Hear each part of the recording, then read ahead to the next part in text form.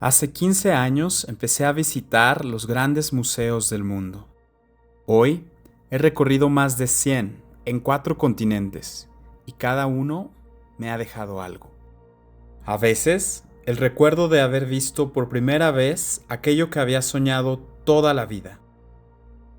Otras, una pregunta que siempre vuelve: ¿dónde puedo ver más y aprender más? Y casi siempre llevé conmigo un recuerdo pequeño, pero muy duradero.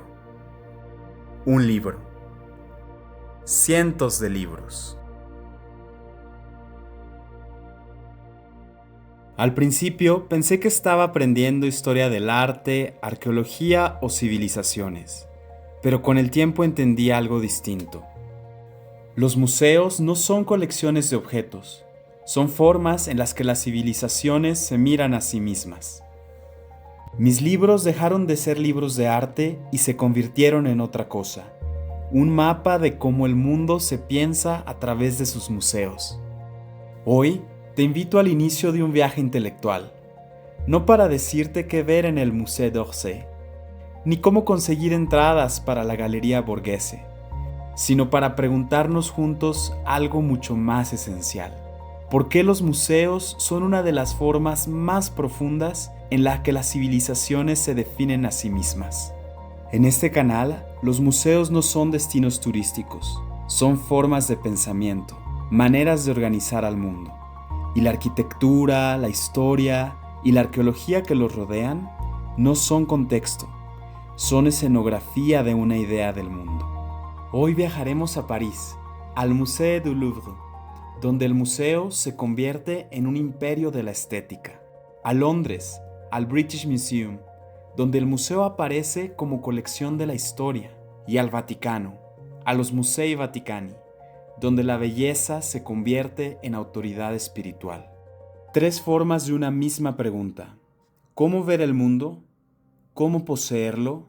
¿Y cómo trascenderlo? El Louvre no es solo el museo más visitado del mundo, es también el museo que más veces he visitado. En 2024 hice todo lo posible por vivir en París durante 4 meses y el Louvre se convirtió en una obsesión. Compré el pase anual y durante ese tiempo lo visité siempre que tenía unas horas libres. Por la mañana, antes de ir a trabajar, para caminar sus salas todavía vacías. Por las tardes, en la pausa de la comida, para recorrer los 300 metros de la Grande Galerie. Y por las noches, al cierre, para ver la luz del atardecer caer sobre sus esculturas griegas.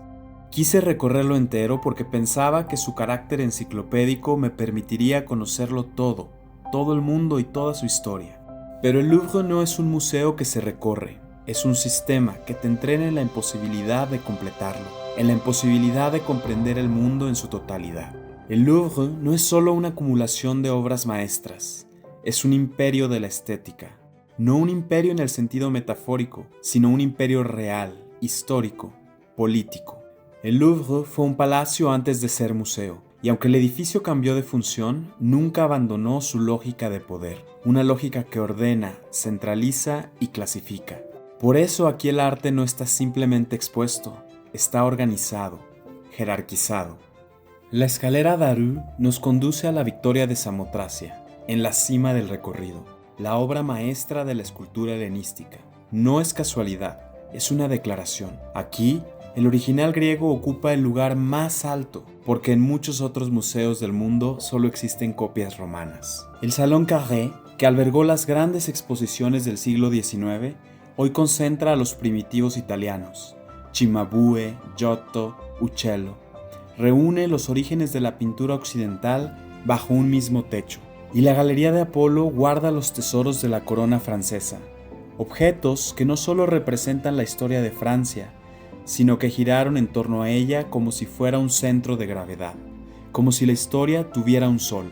Hoy, el Louvre pertenece a la nación francesa, y el Estado francés, l'État, no solo conserva el arte, lo interpreta, convierte este tesoro universal en un relato nacional. Pero este tesoro tiene una gramática, una forma de decir: esto es lo importante, esto es lo universal, esto es lo que debe ser visto. Y en ese sentido, el Louvre es una enciclopedia, una enciclopedia de 73,000 metros cuadrados. Pero una enciclopedia imposible, porque cada visita abre un fragmento distinto del mundo, y al mismo tiempo te recuerda todo lo que falta, todo lo que nunca podrás conocer en una vida. Porque el Louvre no fue creado para ser terminado, sino para sostener una idea mucho más ambiciosa, que la belleza del mundo entero puede ser contenida en un solo lugar y construir así un imperio de la estética.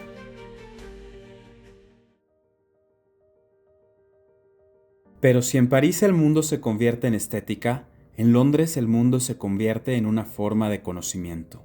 En el British Museum no estamos simplemente ante una colección de arte, estamos ante el resultado de un proceso histórico complejo de expansión, de intercambio y también de apropiación. Aquí el mundo no ha sido ordenado como belleza, como en el Louvre, ha sido reunido como evidencia. La intención es poseer la historia, como registro material de civilizaciones, de territorios y de imperios. Y eso lo convierte en algo ambivalente, porque el British Museum no es solo un museo del Imperio Británico, es también un museo de la historia global, tal como fue recogida en un momento específico del pasado. El Louvre organiza la experiencia del mundo como un relato estético centralizado. El British Museum lo organiza como una acumulación de fragmentos del mundo. Fragmentos que, juntos, permiten leer la historia humana desde una perspectiva global.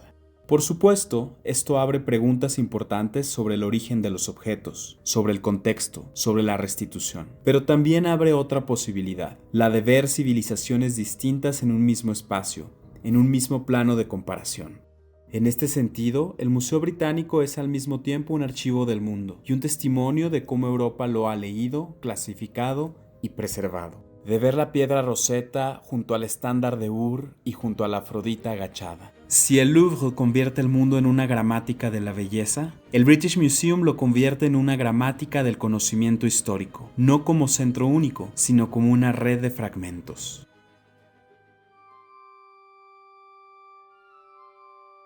Y entre ambos modelos, la estética centralizada del Louvre y la acumulación global del British Museum, se empieza a dibujar algo más grande. El mundo no como objeto de conocimiento, sino como proyección de lo trascendente. En los Musei Vaticani, el museo no es solo un archivo o una colección. El museo es una extensión de la autoridad espiritual. Aquí, la imagen no organiza el conocimiento, lo eleva. En el Vaticano, el mundo se reorganiza como destino, no como lo que es, sino como lo que debe trascenderse. Y eso cambia todo, porque aquí el museo no es un final de la historia del arte, es parte de una teología. No se trata de poseer al mundo ni de ordenarlo, se trata de situarlo dentro de un horizonte más amplio que el mundo mismo. Por eso, caminar por los Musei Vaticani no es recorrer una colección, es atravesar un sistema de elevación visual. Cada sala no acumula, conduce. Cada imagen no representa, apunta hacia otra cosa. Y en ese sentido, el museo deja de ser un contenedor del mundo y se convierte en una arquitectura del ascenso, un elevador al cielo. Si el Louvre es un imperio de la estética y el British Museum es una gramática del conocimiento histórico, el Vaticano es una gramática de lo invisible. 3 formas de organizar la experiencia humana: lo que se ve, lo que se sabe y lo que se trasciende. Pero este modelo no se detiene en Europa, se transforma y se expande. Porque en el Egyptian Museum, el museo ya no organiza el mundo como estética o historia, sino como origen. En el Museo Nacional de Antropología de México, el pasado no se conserva como objeto, se reinterpreta como identidad viva. Y en el Metropolitan Museum of Art de Nueva York, el museo deja de ser un centro y se convierte en una síntesis global sin jerarquía única. Y entonces el museo deja de ser una forma europea de mirar el mundo y empieza a ser otra cosa.